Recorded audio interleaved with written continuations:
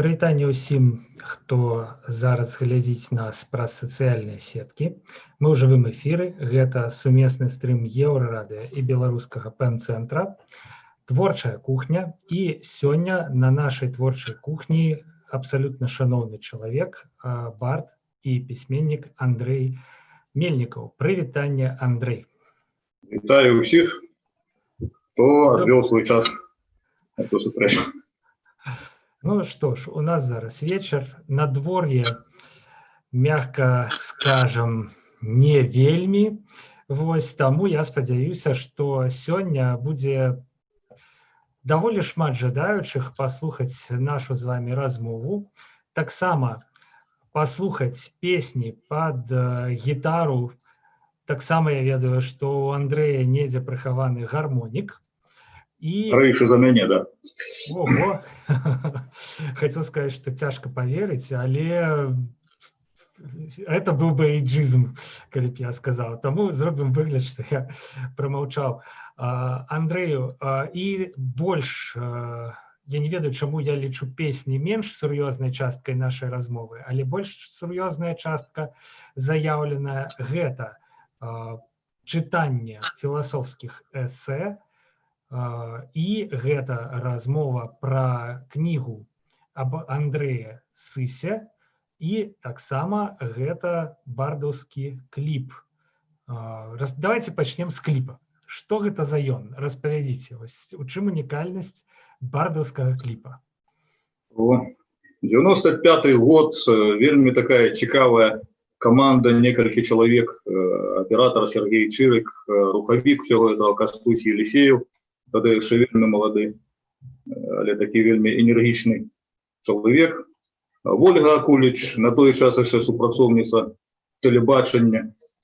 І вось разам былі там яшчэ нейкія людзі, якія да свайго сораму не магу катэгарычна ўзгадаць. А здымкі на Камсамольскім возеры, у Восеньскім лесе, пасля купання, прыйшлі са здымкаў, не памятаю ўжо на якой кватэры, включили телевізор, там штосьці размаўляем, можа штосьці пілі. І тут першае з'яўленне на тэлебачанні такой абсалютна дзіўнай асобы, як мы тады ўспрынялі, Александра Зімоўскага. Это было его первое з'явление на телебачении. То есть клип, здымки этого клипа, они непосредственно связаны вот с первым з'явлением головного нашего белорусского одночасового там Геббельса и Эренбурга.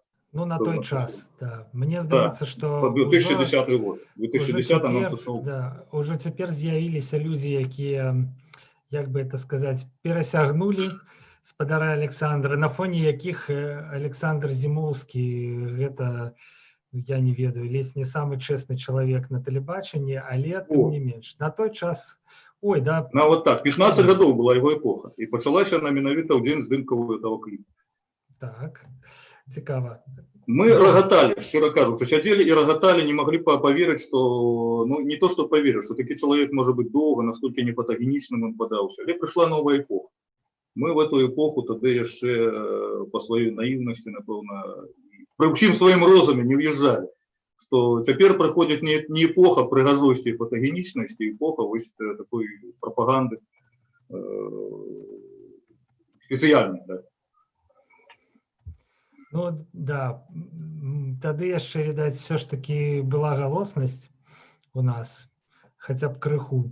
Вось. Як не дзіўна, да. Для мяне самая вялікая галоснасць это было лета 94-го і некалькі месяцаў. Часы, калі таварыш Федута кіраваў, ён быў ля ўлады, але тым не менш это былі, напэўна, вельмі добрыя часы для інфармацыі і для галоснасці. Мне здаецца, што мы абавязкова мусім шмат пагаварыць пра гэтыя часы. Ужо зараз мне пішуць у каментары, што нашы уважлівыя слухачы і гледачы, што я агаварыўся і назваў шаноўна Анатолія Сыса Андрэем. Гэта, ну, вось тут мне, канешне, сапраўды шкада, выпраўляюся і выбачаюся. Кніга, безумоўна, называецца «Анатоль Сыс, Всельмар дэфармаванай Беларусі». Але ўсё ж такі цяпер пра кліп. Што было ў тых здымках? Да, мы падыходзім якраз да сутнасці. За моей спиной тут стоять еще 16 книг у серии 100 выдатных деятелей белорусской культуры. И как раз книги Так. Сыса тут нема, хотя она была самой первой. И она разом с книгой Василя Быкова, они вышли в одной пятерке, пятерками даже друковал, Харвест. И вот вышла книга про Сыса. Она стала, напевно, с этих 17 моих книжек в этой серии самой популярной.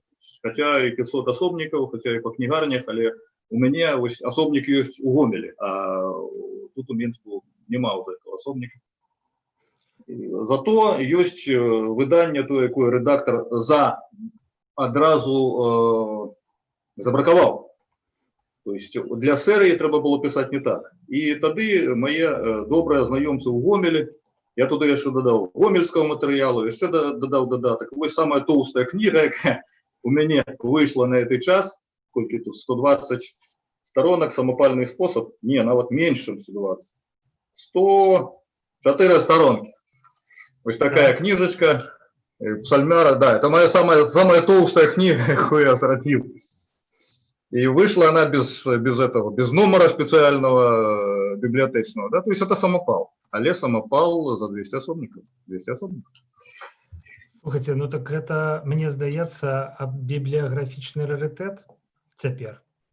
Наколькі я разумею гэтую ўсю сферу, калекцыянеры нашмат больш цэняць нейкія выданні, вось такія не ўключаныя ў нейкія серыі, на якіх няма нейкіх дэталяў, на якіх ёсць абдрукоўкі. Ну, гэта не пра гэтае выданне, а ўвогуле. Так я разумею. В этом выдании есть обдруковки. Есть два знака. Вот это Скоблер и Скоблик. Это особенная история. Есть такой поэт Михай Скобла.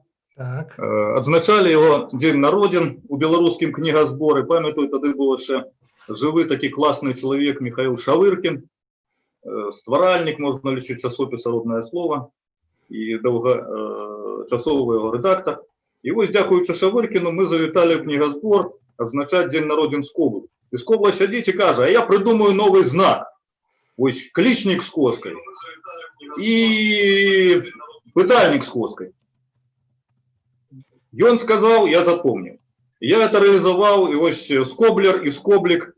Отповедно, Скоблер это кличник с коской, а Скоблик это пытальник с коской. Я его упарта пропагандую. То есть знак сапраўды вельмі классный, литераторы могут оценить вельмі часто. Пытание есть, а фраза еще не скончена, да, еще сентенция не скончена. Там можно ставить. И наоборот, есть такой выбух эмоций, можно ставить кличник с коской. Плюс еще литера Яч, за якую я вельмі пропагандую. Вот Минск-Тименск писать. Коли б писали про Яч, не было бы спрейчек, потому что там и то есть одночасово. Минск праз Яч. Мінск праз Яць, гэта гучыць як бренд горада. Вось, ну, безумоўно, у Полацку стаіць У кароткая. Ну добра, У кароткая, яно адметнасць беларускай мовы. А ўвогуле кожная з літар, она значила штосьці, азбукі ведзе глаголь добро, да, і вось Яць это было дасягненне. Дякую Богу. Большевики, якія ўсё это выкинули. И чамусьці пасля большевиков никто не поспел это Яць вернуть, а літара абсолютно скарыновская. Поставить сярод города Минска можно побач с Пеном, да, усім поставить помник літары Яць и вернуть его в белорусскую мову, пока никто інший и будет ассоциироваться, все, что с Яцями, будет ассоциироваться с белорусской мовой у новых поколений. Мне здаецца, что не атрымаецца, бо все ж таки зараз яшчэ гэтая літара, яна асацыюецца з Расійскай імперіяй наўпрост. Участкі людзей так. Да, Расійская імперія ўсё ж таки асацыюецца у нас найхутчэй з прыгнётам беларускай мовы, з русіфікацыяй і гэтак далей. Ну і был такі імперскі дзеяч, які якраз і напісаў кепскія словы про літару Яць, і ці не Сапунов это был. Я памятаю, что он жил на Витебщине, это был 19 стагоддзе, які абгрунтаваў, што літара Яць, она зусім не патрэбная беларускай мове, якая будзе стварацца. Этот человек зрабіў вельмі вялікую памылку, эта группа. Тому что містычнае значэнне літары моцнае. З імперія, не з імперія, хай буде беларуска імперія. Я ў свой час фестываль праводзіў у Гомелі ў 95-м годзе. У Магілеве. Фестываль аўтарскай песні, там з Александром Балем разам сядзелі, у журы. Я прапановаў, чаму б не назваць фестываль «Магілёўская імперія». Да. Імперія рымская скончылася, прыйшоў там наступны Рым, а потым скончыўся і гэты Рым, і з'явілася некалькі імперій там у Палестыне, рэштак этого. Мы спадкаемцы, тому что тут император, ставка императора была в Могилеве, все, спадкаемцы Российской империи, это то, что зовется теперь Беларусь. Белый рух, Белая Русь, белая иммиграция, все это мы. Это мы. Это наша перемога.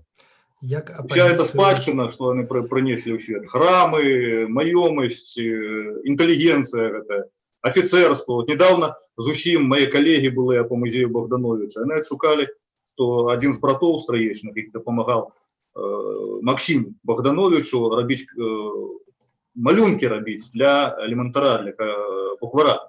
Ён выжыў, ён потрапіў у шанхайскі полк, ён паваяваў на Першай сусветнай вайне, апынуўся ў белай арміі, разам там з шанхайскім святым, які Гітлера падтрымліваў, тым не менш святы ёсць Ян Шанхайскі. Яны там 3 гады на нейкай выспе сядзелі, пакуль іх штаты не прымалі ў Ціхам акеане. Там цунамі навокал ходили. Але эта иммиграция уратовалася, осела в Злученых Штатах, ля Калифорнии, и человек прожил больше за 90 годов. Так что мы маем с племенниками, с нащадками Страечного брата Максима Богдановича, який ему допомагав. Одинная галина з древа Богдановичів, правда, он не Богданович уже, потому что он был Страечный брат по матери. Ён Гапанович, але тым не менш, это вельмі блізкі сваяк Богданович. У яго нашчадкі. Калі вяртацца да таго, з чаго мы пачыналі, мне здаецца, што ўсё ж такі вельмі складана абысці савецкі перыяд, абысці расійскі перыяд. І таму ўсё, што было за тым часам, усе сімвалы гэтага часу, яны будуць выклікаць у нашых з вамі сучасніках больш негатыву, чым пазітыву. Напрыклад, той самы герб Беларусі, які ёсць зараз. Да? Я яго называю постсавецкім гербам, і відавочна, што ён цягне за сабой усю гэтую канатацыю савецкую, калі на яго глядзіш, адразу на языку Беларусія, да, Савецкая Беларусія, а не Рэспубліка Беларусь. Вось тое самае, мне здаецца, будзе і з літарай Яць. Але гэта тэма дыскусійная, філасофская і не мае дачынення, у прынцыпе, да творчай кухні, на якой мы зараз, як сказаць, на кухні, да? Вось, віртуальна у думках знаходзімся. Пен мог бы зрабіць вялікі крок. Вот усе 100 з нейкім людзей з Пена могли бы пачаць пісаць з Яцем. Это было бы одразу элитарное, вот мы одразу показали бы свою элитарность. И вот прозвище вот нашей старшини Светлана Алексеевич, оно могло писаться про Яць. Замечательно, чудово. Бачите, нават мягкія знакі у Тарашкевіцы успрымаюцца неяк варожа часткай грамадства, маўляў, навошта абазначаць мяккасць мяккімі знакамі? Пытанне пра сэнс. Мягкі знак не нясе у сябе пераможнай канатацыі, а Яць, она нясе ў сябе пераможнасць. Это перамога. Гэта сімвал і знак перамогі. І калі ў Менску дзесьці ставіць помнік, дзесьці побач плошчай перамогі. На плошчай перамогі, да, стаіць Яць, там где-нибудь. До речі, хожу часто праз сквер Сімона Болівара, там же некалькі яшчэ ёсць помнікаў. Помнік Августа Піначету, помнік Луісу Карвалану, помнік Габріэлю Гарсія Маркесу, калі ўжо пра літаратуру гаварыць. Там некалькі вот ёсць такіх класных рэчаў. І дзесьці там можна, ну каб уже з Сімонам Боліварам, оно так, ну не ў самім гэтым стаіць, але дзе-небудзь недалеко. Паставіць вялікі помнік Яць. На развязцы, напрыклад, на трамваі. А мне здаецца, што калі думаць пра такое, дык трэба трансфармаваць нейкія аб'екты, якія цягнуць нас у мінулае, у нейкія аб'екты, якія будуць нейкім чынам сімвалізаваць нашу своеасаблівасць і будучыню. То бок можна не ставіць новы помнік, але нейкім чынам трансфармаваць стары, састарэлы у новы і такім чынам даць яму наступнае жыццё. Але тут мы сышлі зусім за тэмы, якіх ад нас чакаюць. Спадару Андрэй, перад тым, як папрашу я вас што-небудзь прачытаць ці праспяваць, адкажыце мне, калі ласка, на такое пытанне. Вось як у 21 стагоддзі, ну і ўжо ў 2020 годзе жывецца такому цёпламу лампаву барду лампаваму, як вы. Усё ж такі бардаўская песня, гэта таксама, ну, вось калі не браць сярэднявечныя карані бардаўскай песні, гэта ўспрымаецца як нешта савецкае, швэдар, турыстычны пляцак, вогнішча, гітара і вось гэтыя ціхія, шчырыя песні. Час мінуў, іншая краіна, ну, я так думаю, што ўсё ж такі дзякаваць Богу. Як атрымліваецца захаваць свою ідэнтычнасць і застацца бардам у 2020 годзе? Человек повинен развиваться, и так и любой жанр он повинен развиваться. Коли мы крутимся, ну, это не пригоже просто повторять без конца одно и то же. Есть классный фильм, до речі, американський, ось який «День сурка». Да? Як там шмат разоў трэба паўтарыць штосьці, каб дайсці, напрыклад, да правільнага выканання. Калі мы штосьці прайшлі, мы, напэўна, вінны рушыць далей. Мы вінны кудысь развівацца. Што тычыць майго бардаўства, ну не я туды лез, это не я шчыміўся, што мяне назвалі бардам. Калі б мяне назвалі рокерам, я б таксама это прыняў. Хаця я разумею зараз, што не рокер я. А як бы вы самі сабе назвалі? А як бы вы самі сябе назвалі? Вызначылі? Просто творца, ось музычны уступ. До речі, мой твор, хаця я нот да яго не пісала, это танга любіць па-беларуску. Карыстаючыся магчымасцю, згадую, 17 гадоў таму, 2003 год, калі я за тым танга на сцэне тут у палацы ветэранаў дэбютаваў, ось, там прысутнічаў чалавек, якому сёння спаўняецца 56 гадоў. Это Игорь Бабков, это сябра, давний сябра ПН-центра, это философ, это мой земляк, гомельский. Карыстаючыся магчымасцю, от віншую яго, калі он это зараз пачуеце, пазней пачую, але віншую яго так вось голасам і нагадую, і тое самае танга любіць па-беларуску на яшчэ вступе тэму. Долучаюся да віншаванняў у бок спадара Ігара, сапраўды чалавек шаноўны. І што, зараз прагучыць тое самае танга? Танга любіць па-беларуску.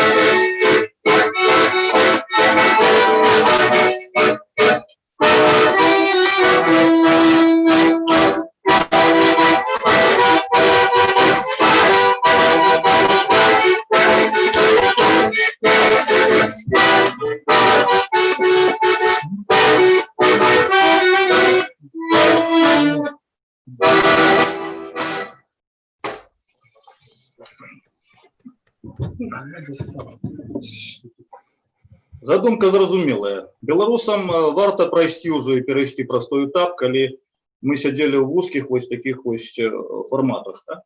Што вось гэта бард, у нас есть свой бард, як быў у часы маё дзяцінства, быў такі фільм «Адъютант его превосходительства». Там красное и белое был батька Ангел, який у себя коллекционовал офицеров белых. Там поручик, корнел, значит, подпоручик, капитан, штабс-капитан. Кто другие на эту в расход.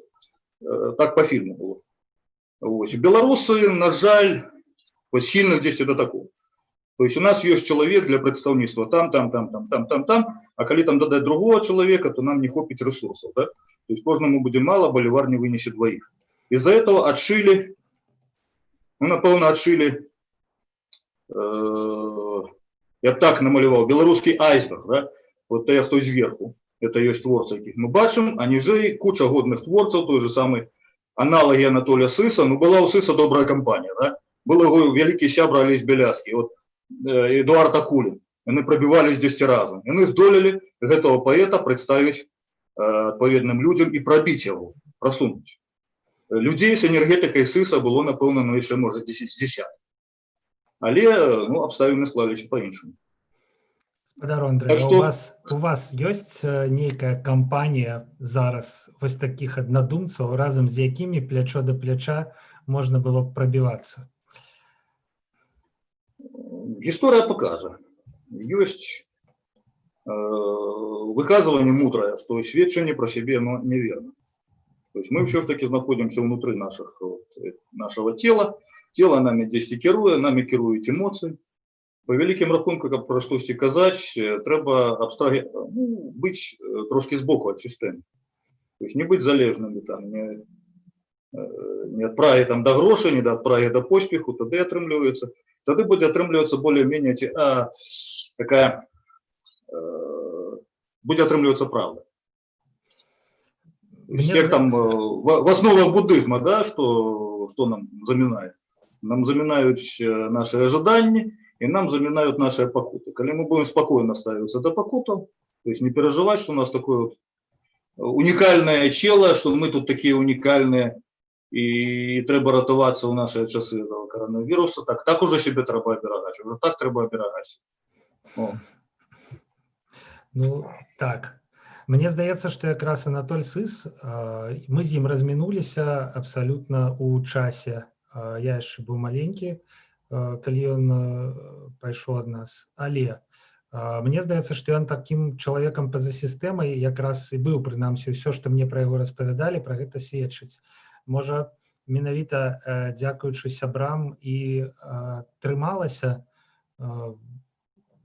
яго талент, магчымасць тварыць, працаваць пэўны час.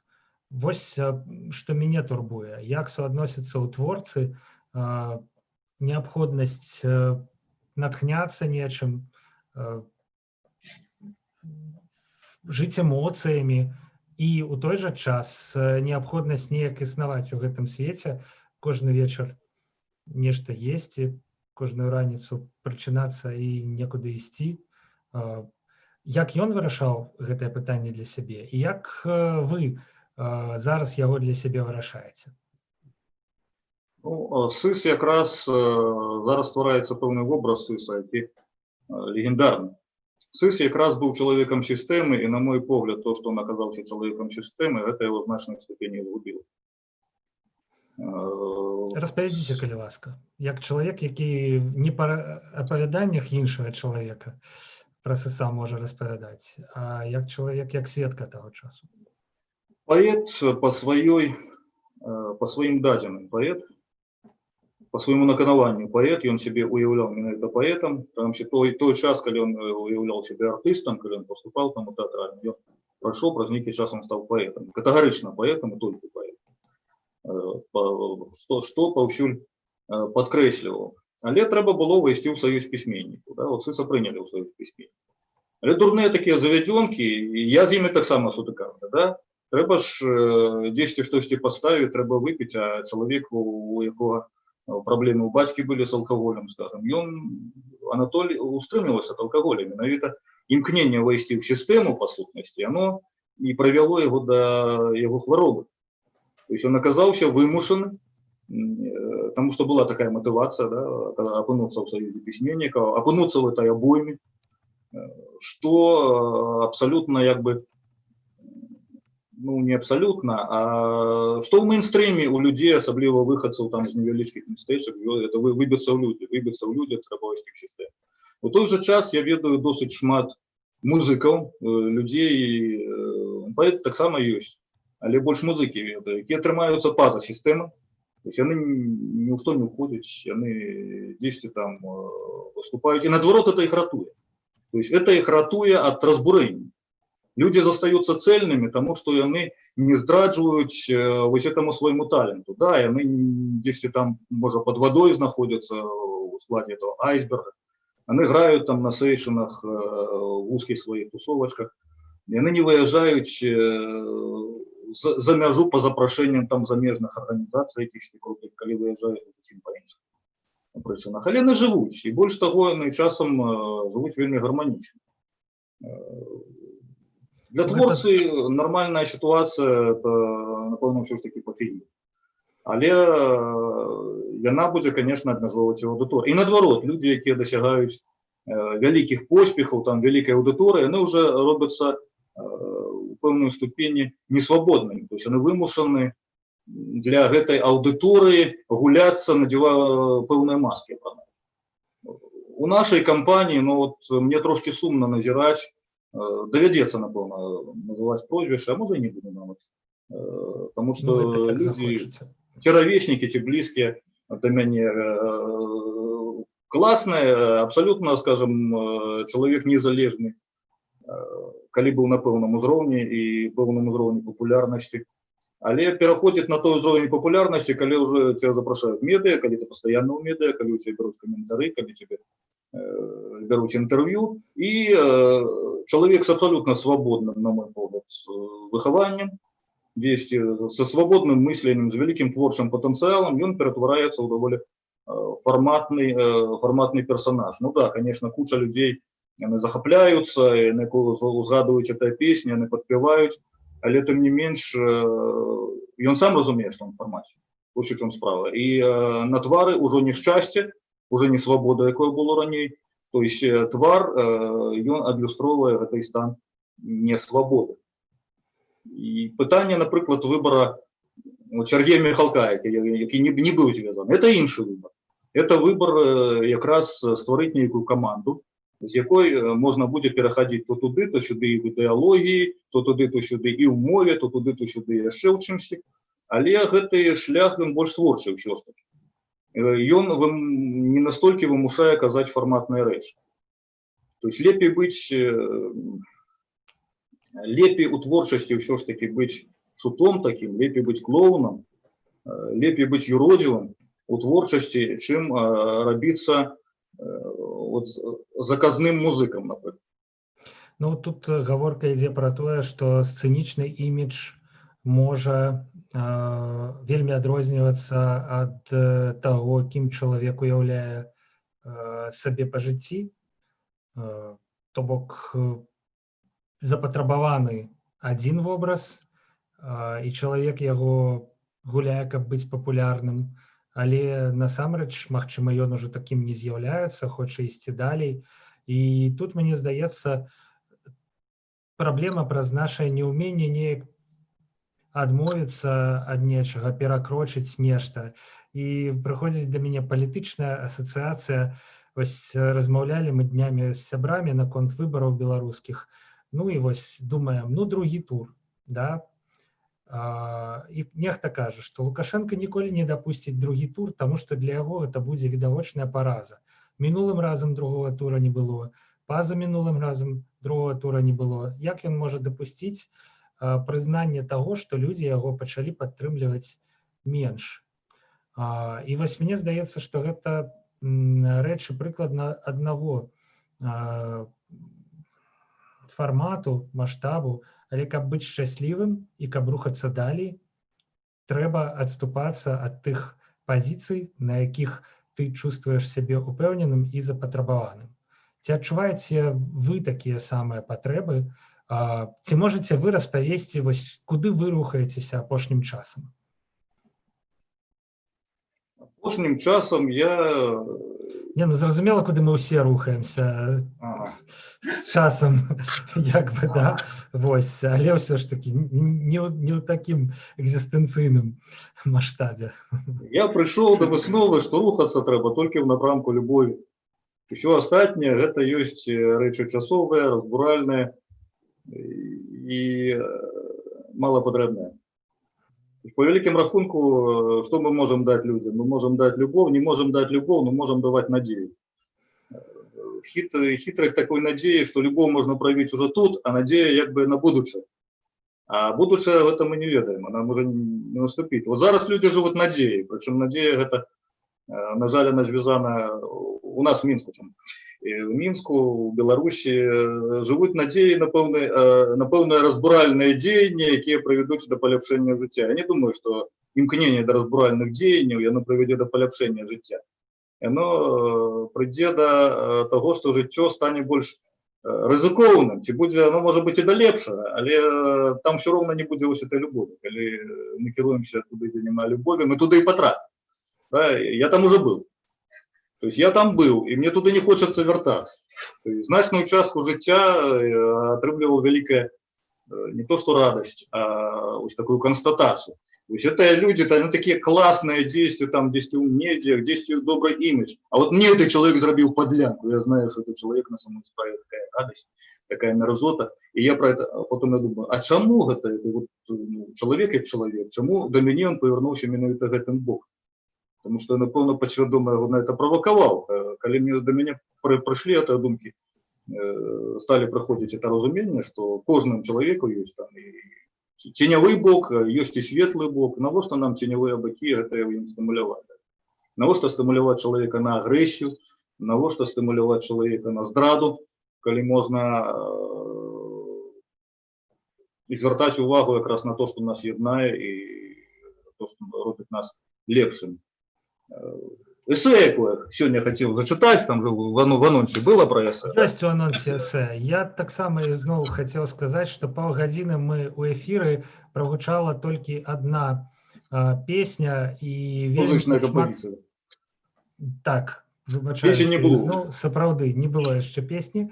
Вось, але тым не менш меў я на увазе, што вельмі не шмат творчага. Вось, і можа сапраўды час перарваць нашай развагі, нашу размову дзеля нейкага творчага элементу. Ага. Был у меня калісьці такі альбом, это ж что было в 2003 году? Презентация альбома «Любить по-белоруску». Да? Ну, вот танго «Любить по-белоруску», оно было повинно починать альбом «Любить по-белоруску».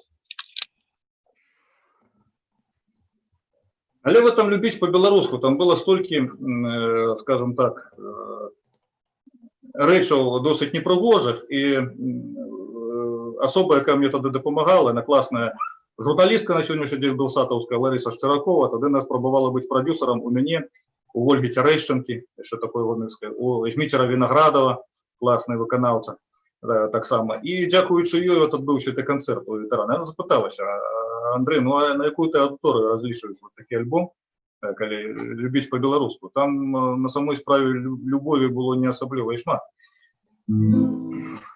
Песня з того ж самого альбома, яна до этого часу в альбоме не вайшла, але час ад часу спявае.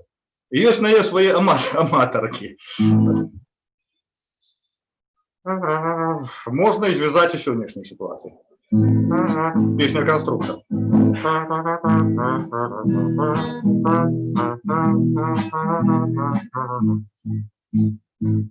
Тады, калі на сэрцы цяжар, калі калегі гоняць лажу, калі фінансаў ніякіх, калі каленам б'е па тых чарговы псі, ты смс-ку шлеш уначы, я смс-ку шлю уначы. Трихаманос, трихаманос, трихаманос, излечи, ты чуешь, трихаманос, трихаманос, и вирус ковид излечи. Ёсць аднаполае каханне, ты падзяліць яго не ўстане, а той другі няўдзячны пол сказаў XO, зрабіў ледзь скол, взяў ты сышоў. Я смс-ку шлю вночі, ти смс-ку шлеш вночі. Три хаманоси злічим. Ти чуєш три хаманоси злічим. Там, де живуть три хаманади, там і співають серенади. Ті серенадов не дають, а тільки прагнуть і дають. Ті не дають, ті не беруть.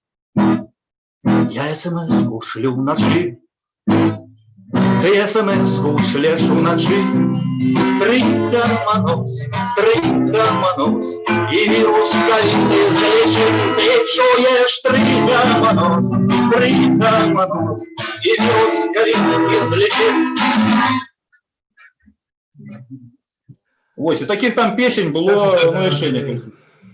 Але все это давало довольно такое безрадостное уявление про особливости белорусской любови. Тяжко вам жилося у 2000-е, да.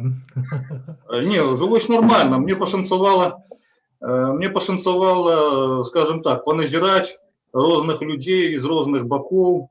Як бы вот такая речь, как сотворять себе кумиров, дякую Богу, просто життя не допомагало. Не сотворять себе кумиров, тому що люди, які робили подлянки іншим, вони робили чомусь, і часом сама хверна от робили нечто добре мені, і наоборот, ті люди, які нечто добре іншим людям, чомусь робили мені подлянки. З таким сутикалися. От есе, яке, я думаю, сьогодні прочитати, сподіваюся, ну, по 20 років, воно не має дальнейшего выхода. Чомусь медиа так его отхиляют и просто игнорят. Тому ви трапили у живий ефір. І тому аудіокнига, да, така аудіоесе отримається. Але перед уступом я знов таки мушу подякувати, повинен подякувати Ігору Бабкову, тому що видавав у свій час часопис «Фрагменти», і там було попередник этого есе, там «Жанчина». Там мой артикул назывался «Жанчина. Деградация у процессе столения». И что-то там было про Беларусь, гермафродитизм белорусской нации. Так само про это было и на презентациях выступали. Але это был 6-й часопис «Фрагментов», потом с фрагментами там возникли складаності. Потім я написав... Криху напружився, коли щиро почувши таку тему для есе, але... Ну, философия белорусского сексу. Ого. 5000 знаков, вот, то які, с уступом. Я буду перерываться, как бы не занадто все это было нудно и как по часу. 3 сторонки, першая сторона. Тож, добре, коли у мене будуть питання, я так само буду вас переривати. І... Ну, покуль що питання немає. Покуль що нема. Да, так і чат ігнорує. Добре. На самому початку міленіуму поспробував я Рознобакова з позиції своїх збільшого гуманітарно-емпіричних ведів проаналізувати білоруський ерос. Поглядів на його як на досить самостійний космос, у яким проявляються і взаємодійничуючі союзні сили і стихії, і де нема нічого незначного. Позначив уплив на секс своєї особливості національного биту, характеру і самосвідомості. Зате амаль 20 десятигоддзі по написанні час від часу перечитував і підправляв створене, так само отримав могучу кучу адмову у публікації ще більшу кучу ігнору, у надрукуванні хоч яких частків. Хоч частки гэтага тэксту ад шэрагу знаёмых, як да таго меркаваў, падыходзячых для тэкста медыа. З пачатку ліпеня 2018-го гэтае маё кшталту эсэ стабільна жыве, спадзяюся, у рэдакцыі часопіса «Дзеяслоў», час ад часу атрымліваючы абяцанку звярнуць на яго ўвагу. Прынамсі, там яго пакуль не адрынулі, а калі адрынулі, мне пра тое не сказалі. І вось такая цудоўная магчымасць пазнаёміць з гэтай маёй непроходной нетленкою день народжен великого нашего философа, поэта, эссеиста, новеллиста Ігора Бабкова. Это все преамбула еще была. Беларуси пошанцевало опынуться на серединном меридиане суши, там, где заход и усход ровно далеки, ровно примальные и ровно чужие. Белорусский секс сформовался соборно, включивши у себе на кольки мог сусветное здобытие с тенденциями и особливости новокольного белорусского. Традиционный белорусский секс родностный белорусскому рельефу и архитектуры. Белорусские женщины с большего подаются аднапартнёрнымі, прынамсі ў сваім стаўленні да канкрэтнага мужчыны ў канкрэтны перыяд. Не глыбокімі на першы погляд, але аказваюцца шматузроўневымі пры глыбінным вывучэнні, як беларускія азёры, якія збольшага увогуле сярэдняга роду, ці ўсё прымальнымі, але ў малых дозах, як большасць беларускіх рэк. Першая сторонка закончана, я думаю, робім перапынак. Чытанне эсэ, ну, доўгае чытанне, оно стамляе. Мяне таксама стамляе. Вельмі цікавае параўнанне жанчыны і возера ці жанчыны і ракі. Все ж таки, чаму возера у вашым эсэ, а не рака? Некая плынь. Про рэкі далей будзе. Вы самі заўважаеце, што возера сярэдняга роду, а рака якраз таки жаночага. Ладно, чакаем возера, яно канцэнтруе вакол сябе, то есть это як вот жанчына вакол сябе канцэнтруе сям'ю. То бок беларускае грамадства жанчына-цэнтрычнае. Ці сям'я жанчына-цэнтрычная, а грамадства на больш высокім узроўні? Грамадства паазер'я беларускага, яно жанчына-цэнтрычнае, вось так. Адтуль жа у нас разлор Барадуль. Паўночная Беларусь. Паазер'е гэта... Паазер'е. Азёры у нас паўсюль ёсць, але паўночная паазер'е, это менавіта паўночная Беларусь. І тут яшчэ такі ўступ, пакуль у нас час яшчэ ёсць, пасля можа і не быць. Ёсць кніжачка такая. Я для сябе адкрыў, дзякуючы іншай кніжкі. Кніжка завецца «Другі путь» вядомага Акуніна Чхартишвілі. Як я адкрыў для сябе? Ёсць кніга, якую у нас вельмі шырока прапагандуюць у пэўных колах, да? «Гасцініца Бельгія».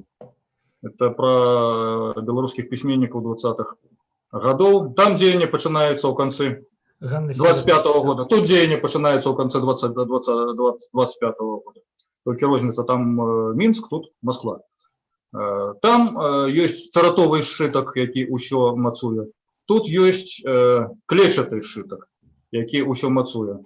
Таксама праз усю кнігу праходзіць разважанне. Там разважанне жанчыны у царатовым сшытку, тут разважанне мужчыны у клетчатым сшытку.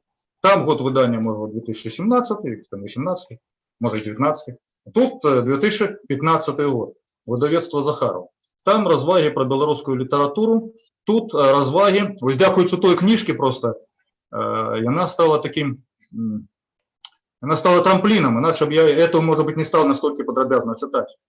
А она оказалась другой путь, да, это вот путь как раз любови. Это путь любови сапраўднай. Калі мы, Акунин, Чхартишвили, он сформулировал так, что любовь может быть аристонемичной, то есть, калі мы робим поспех разом со своей другой половой, імкнемся до этого поспеху. Але ситуация может скласціся зусім по-іншаму, то есть поспех, он может быть у другой полове, але дзякуючы тому, что иначе мусіць здрадзіць. И вось выступая любовь симбиотичная, что ли, симбиотичная, так я назвал Акунин Чхартишвили. То есть, якая мало залежить по сутнасці. Будзе этой поспех жыццёвы, будзе этой поспех грамадскі ці не. Ці давядзецца там за інвалідам даглядаць. У рэшце рэшт, вось эта симбиотичная любовь, это то, до чего мы можем імкнуться. Другой путь, то есть это не путь вот такого громадского поспеха. Это, до речі, додаток и до темы сыса. Может быть, сыс и цяпер бы жил, калі б он застаўся, калі б он не настолько оказался привязанным именно до организации. То есть, калі бы для его не настолько важно было быть привязанным до Минска. Вот, отпустите меня, куропаты, чамусьці это верх связывают только с куропатами. На мой погляд, для Анатолия Сыса куропатами был весь Минск. То есть, отпустите меня, куропаты, отпусти меня, Минск, по сутности. Он ехал у свой Горошков, и там он оживал, там он опынался там у гармонии, пэўна. Але поспех его чакаў у Мінску. Ну, там он был... Што ідуць сотні гадоў і нават тысячы, а вось гэтую праблему суадносінаў асабістага шчасця і грамадскага прызнання, яе людзі не могуць вырашыць ні ў рымскім грамадстве, ні пазней у сярэднявеччы, ні сёння. Вось мне здаецца, што творчая думка і філасофская думка, яны прапануюць рашэнні, але ўсё як бы ніяк, да? І ўсё людзі б'юцца кожны над тым, каб знайсці свае суадносіны і гармонію паміж гэтымі дзвюма праявамі асобы, да. Вось. І, на жаль, часам не знаходзіць. Падказка вельмі простая. Ну, справа ў тым, што падказка вельмі проста, але пайсці па этой падказке цяжка. Гэта тая падказка ёсць яна ў хрысціянстве і ў будызме. Да? Занадта мы прывязаны да рэчаў, занадта прывязаны да поспеху. Прыбяры ад сябе вось гэтыя рэчы, якія завуцца ў праваславе, там завуцца страсцямі, да? Ці культура спажывецтва. Так. Калі мы перастаем ставіцца ў тым ліку да таго, каму мы любім як спажыўцы, вось тады прыходзіць любоў. Калі нашыя стасункі, яны мала залежаць ад таго, ці атрымаем мы камфорт у абмен на сваю любоў. Мне здаецца, што сёння ў сённяшнім грамадстве чалавек з дзяцінства спажывец. Так, это вельмі вялікі крок. Да самага заканчэння, як бы нас гадуюць як спажыўцоў, таму што, як вы верна зазначылі, рэчы гэта вельмі добры спосаб да нечага чалавека прывязаць, неяк яму звязаць рукі, таму што калі чалавеку робіцца што губляць, ён пачынае быць несвабодным і, як бы это сказаць, супакойваецца, смірэе. Ну, гэта небяспека, чалавек гатовы плаціць за свой камфорт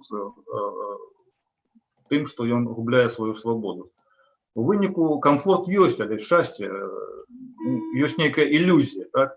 Ілюзія таго, што ў нас нічога не баліць. І зараз людзі, якія хаваюцца ад ковіду, берагуць свае нешчасныя, то есть наадварот, звышкаштоўныя свае цела, звышкаштоўнае сваё здароўе, звышкаштоўнае сваё жыццё ад сапраўднага жыцця, якое адбываецца навокал. Можа быць, это не лепшае выйсце. Але кожны вырашае. Так, хотел бы я... У нас, на самом деле, засталось не шмат. Да, тому давайте песню и будем вертаться до эссе. Иначе ничего не поспеем. Да, песни, до речи, это со старых песен главным. Мы их знаем, я страшенно люблю этой мелодии. Тут я выступаю как редактор. Я еще чему про эту книгу згадал. По сутности, вот авторка книги «Гостиница Бельгия», она поступила классично в традициях постмодерна. Да? Постмодерна, она взяла и творча процитовала по сутности книгу «Другой путь действия на іншей реалии». Вот я прикладно то же самое, то есть редакция моя, а песни, мелодии нам давно знакомы, может быть.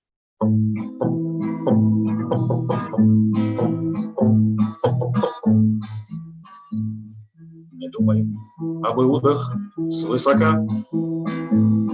Наступит время, вникнешь обязательно, переживет эпохи и века, простое обаяние предательства, предательства спрессованы в дома, воплощены и в фильмах, и скульптурами, и ты не понимаешь иногда, где трусость, где работа агентурная. У каждого Иуды свой сезон, свои патроны и организации. Предательство дает кому позор, кому карьеру и награды нации.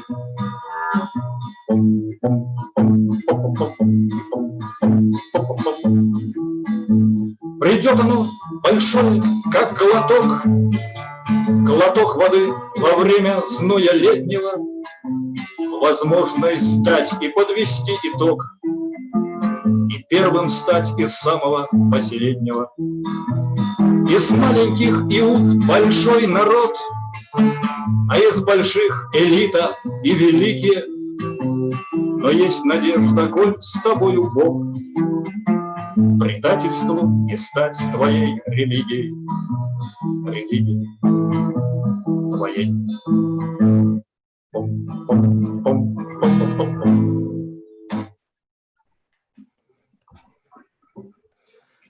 Чаго яго ўсё ж таки не адняць ад такой спакойнай песні пад гітару, гэта таго, што так ёсць магчымасць зразумела і без лішняй мішуры падняць вельмі важныя тэмы. І ёсць магчымасць дачуць кожнае слово і уцямна патлумачыць сваю думку. Так, і ў дадзеным выпадку я сканцэнтруюся на увагі ўжо не канкрэтнай там на ўчынках людзей, а может быть на больш шырокай тэме это здрадзе свайму шляху. На самой справе у нас у кожнага есть свой шлях, мы его можем знайсці, мы его уяўляем, мы открываем, где у нас есть наш талент, где мы можем раскрыться. Але вось дзеля этого комфорту вельмі часто прыходзіць якраз здрада гэтаму свайму шляху. Ну, другая сторонка эсэ, там, где уже про рэкі. Я нагадаю, калі нехта нас слухае не спачатку, філасофію беларускага сексу. Вялікія рэкі ўсходняй Беларусі, Днепр і Сош мужчынскага роду. І адсюль жа з беларускага ўсходу шырэйшыя за мужчын зорачкі расійскай эстрады 90-х нулявых гадоў. Ну, можа, хто памятае, ўсё ж такі пісаў это даўно досыць тэксты. Барыс Маісеў, Мікалай Пенкін, Мікалай Трубач і шэраг іншых, ад якіх чакалі і чакаюць эратычна-сексуальнай удзячнасці аднаполыя ім маскоўскія прадусары. З вадаёмаў па ўсёй Беларусі апроч рэк да азёраў распаўсюджаныя сажалкі і кар'еры. У іх плёскаецца рознаісная хатняя птушка, у іх срукі стуць каровы, не кажучы пра людзей, якія яшчэ і скідаюць смецце. Гэтыя малыя вадаёмы адлюстроўваюць масавасць і непазбежнасць сумнага, бруднага блядства беларускага секса, небяспечнага хваробамі. Прастытуцыя – гэта басейны. Карыстацца імі больш прыемна за брудныя сажалкі. Але, як казалі шпіцы з перадвыбарнага штабу аднаго са старэйшых экс-прэтэндэнтаў у беларускія прэзідэнты ў 2001 годзе, он любит плавание, но это не значит, что в случае прихода к власти будут строиться бассейны. Вот сумно, я был не супраць того, чтобы строить бассейн. Лядовыя палацы, проституция таксама. Але проституция жорсткая, садомазохистская. И нельга сказать, что колькасць аматараў не расце. Расце. Фантастика, спадару Андрею, пераб'ю вас, але якраз таки у суботу, некалькі дзён таму, у гэтую выбарчую кампанію вмешалася проституцыя. Як мы памятаем, вылечылі жанчыну, якая справакавала у Гродні Сергея Ціхановскага, і раптам атрымалася, ну, як бы сказаць, гэта быў не басейн, вось, і не хакей, вось, але тым не менш апынулася, што інтым паслугі яна прапаноўвае. І вы кажаце, што напісана гэта было пра 2001 год, ці то гісторыя паўтараецца як фарс, раз на 20 гадоў у Беларусі, ці то мы дажывем у дзень сурка, але ізноў выбары і ізноў актуальныя абсалютна тыя словы, якія вы зараз прачыталі. Прабачце, што перабіў. Яшчэ раз, да, але ж тэма якраз да дыскусіі можна ўспомніць ізноў такі, это амерыканскі фільм «Дзень сурка» і паглядзець, як якраз чалавек там ідзе да любові. Так вось, на мой погляд, нашей перамоги не будет до того часу, покуль мы не будем дзейнічаць правильно, не будем наступать на те самые грабли, да, и кричать, ну, количество там меняли лысую резину уже, количество того самого таракана теперь, да. Ну, по-моему, тут день сурка повторяется, на мой погляд, особисто. Так, лядовые палацы, проституция так само, але проституция жорсткая, садомазохистская, и нельга сказать, что колькасць аматараў не расце. Расце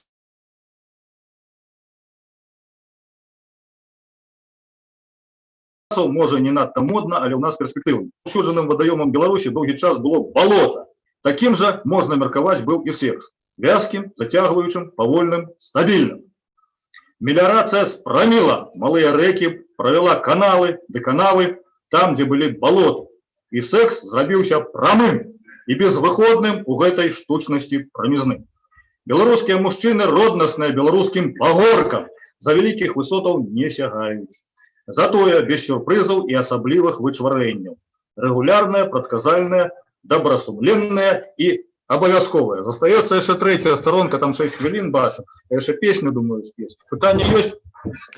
Слухайте, класна. Выдатная ідэя тлумачыць ландшафтам беларускім.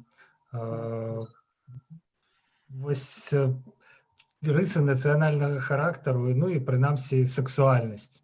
Так, вот как раз хвилинка у меня есть на конт этой темы. Пытание не у тым, как тлумачить там лача, пытание как раз там, где вы концентруетесь на чимсьці одним, шукаете те манипуляции, те иллюзии. То есть картинку треба глядеть только у цельность. Картинку глядите у цельность. До речі, у цельності картинку, як правило, можуть бачити жанчини, бо жанчинам от дадено бачити всілякі дробязі, подробязності, тому вони вельми добре адараці можуть бути. Не треба це губляти. І коли мене слухають жанчини, дорогі жанчини, не губляйте ось цієї своєї це менавіта жаноцька якість. Бачить усю, бачить картинку у цельності. Ну, для жанчин ось так. Для мужчин у лепшому випадку це глибиня. Да, мужчины больше сильные до того, как картинки не бачить, или бачить нечто вельми четко, тем не меньше. Некие объекты на этой картине. Итак, апошняя третья сторонка, часу мало, да. Давайте. Да. Калі глядзець на сведчанне беларускай архітэктуры, секс беларускага мужчыны больше на пачатку і ў канцы вызначаных адрэзкаў часу. Про тое кажуць высоткі на перакрыжаваннях асноўных вуліц беларускіх гарадоў. У большасці выпадкаў такі секс не свята, а тыповая, абавязковая і нецікавая хрушчобы ці ўбогія садовыя домікі. Але з паляпшэннем архітэктурнага будаўніцтва дзесьці выпраўляецца беларускі сэнс. Богатая, разностайная коттеджная забудова, прыгожыя церквы і выцягнутыя ў неба касцёлы – гэта і выхад з руціннага секса, да секса падзей, секса свята. Імкненне наших рэстаўратараў архітэктуры да замены аўтэнтыкі муляжамі, гламурнага і сучаснага, засайдынгаванага выгляду гістарычных аб'ектаў падказвае, што і айчынная мейнстрымная сексуальнасць пераважна муляжнага, знешняга характару, без глыбіннай цікаўнасці і імкнення да сапраўднасці, шчырасці даросласці з латэнтнай схільнасцю да педафіліі. Хочацца спадзявацца, што латэнтнай яна і застанецца, калі усвядоміцца. У сексуальным ракурсе цікавы феномен прыцягнутых з недалёкага замежжа на змену традыцыйна беларускім купалам-шаломам амаль абавязковых цыбулін на праваслаўных царкоўных будынках. У мяне асабіста тут асацыяцыі з тым, што адбываецца з формай пеніса, калі туды пачаць заганяць шарыкі. І зноў-такі традыцыя, якую нам з савецкага даўна прыносіў суседскі ўсход. Маўляў, па выніках жанчынам падабалася і быццам бы і падабаецца. У прасторы Рэспублікі Беларусь такое падабаецца, як паказвае афіцыйная практыка, не толькі жанчын. Здоровую ацаляючую перспектыву беларускаму сексу, мяркую, можа надаць і ўжо надае увага да беларускай глыбіні. Адыход ад павярхоўнасці зносін і глыбіня беларускага ўзаемаспасціжэння і аўтэнтыкі, глыбіня вывучэння і аналізу з'яваў і працэсаў, глыбіня авалодання ведамі, глыбіня прывязанасці і любові, глыбіня беларускіх артызіянскіх сведравінаў і саляных шахтаў салігоршчыны, глыбіня адкрытага неба і пакуль закрытага для вольнага карыстання народам нашага самага прыгожага, вялікага і глыбокага каньёна пад Ваўкавыскам. У глыбіні спасціжэння найлепшага нашыя самыя чыстыя, самыя пазітыўныя спадзевы на шчаслівую, правільную будучыню, у тым ліку на вялікую і слаўную будучыню нашага сексу. Вось такое эсэ, і зараз застаецца зусім мала хвілін песню. Песню хочу спець, яшчэ одну песню са старых песень агалоўную.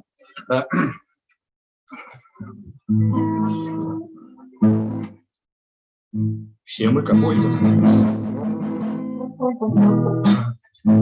какой-то мамы, дети, и натурал, и голубой. Опять чума на белом свете, опять чума на белом свете, опять чума на белом свете. Берем себя, ведем домой. Что я скажу своим домашним, своей одной, своей другой? Неужто ж клясться днем вчерашним? Неужто ж клясться днем вчерашним? Неужто ж клясться днем вчерашним? Берем, что есть, несем домой. До доминантов любых улиц, у город близкий и родной. Спецы пропавшие вернулись, бойцы пропавшие вернулись, отцы пропавшие вернулись. Берем страну, ведем домой.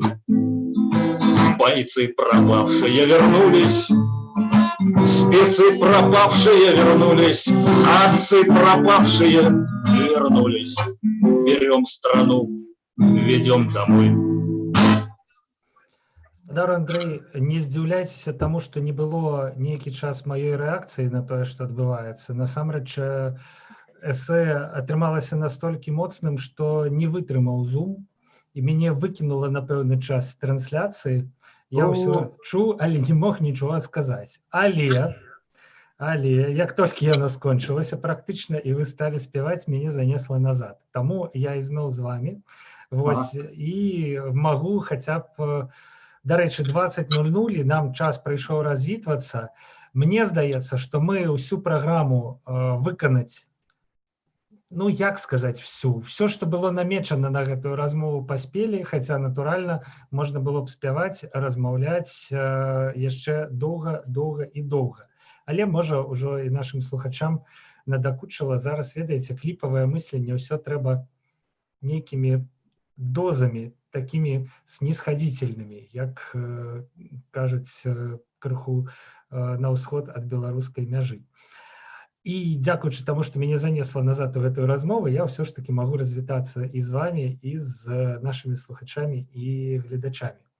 Добра, дзякую за супрацу, дзякую ўсім, хто вытрымаў. Усяго добрага, поспехаў, любові. Гаспадару Андрэй, да пабачэння. Павел Свярдлоў працаваў для вас. Нагадаю, што гэта была творчая кухня, сумесны праект Пен-цэнтра і Еўрарадыё.